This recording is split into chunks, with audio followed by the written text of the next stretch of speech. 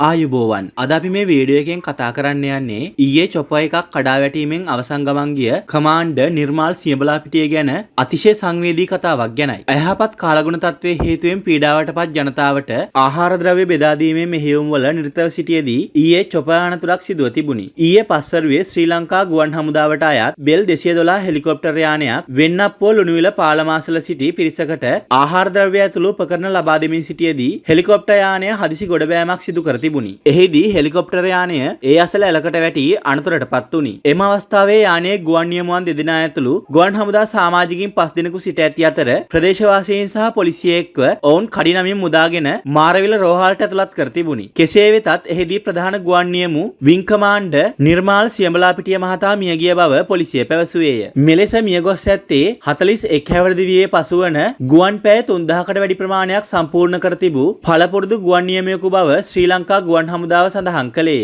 අනතුරින් තවත් ගුවන් හමුදා නිලධාරීන් සිව් දෙනෙකු තුවාල ලබා මාරවිල රෝහලේ ප්‍රතිකාර ලබයි. හදිසියේ ජීවිතයෙන් සමුගත් මෙම ගුවන් නියමුවා ගැන සමාජ මාධ්‍ය පුරා සංවේදී සටහන් බොහෝමයක් පළ වී තිබුණි. මේ අතරින් හමු වුණු එක් අතිශය සංවේදී සටහනක්. අන්තිමේදී එයා අපේ ජීවිතයට ශක්තියක් පණක් දෙන්න ගිහින් තමන්ගේ ජීවිතය රට වෙනුවෙන් පූජා කළා. විං කමාන්ඩර් නිර්මාල් සියඹලාපිටිය ශ්‍රී ලංකා ගුවන් හමුදාවේ බෙල් 212 හෙලිකොප්ටරයේ නියමුවා මීට හෝරා කිහිපයකට පෙර රට වෙනුවෙන් දිවිපෙදුවා. දිට්වා කුණාටුව හින්දා හිමි වෙච්ච දහසකට ආසන්න වටිනා මිනිස් ජීවිත අතරේ කතා කළ යුතු තවත් සුවිශේෂී කෙනෙක් තමයි නිර්මාල්. කොළඹ විශ්වවිද්‍යාලයේ අන්තර්ජාතික සමගතා කටයුතු පිළිබඳ Master of Art in International Relations, Master of Art International Relations, International Relation and Air Force උපාධිධාරියෙකු නිර්මාල් තම වැඩිදුර අධ්‍යාපනය සඳහා ලන්ඩන් මෙට්‍රොපොලිටන් යුනිවර්සිටි එකට ඇතුළත් වූවා. එහිදී Master of Science උපාධිය හදාරනු ලැබුවේ Aviation, Airway Management and Operation යන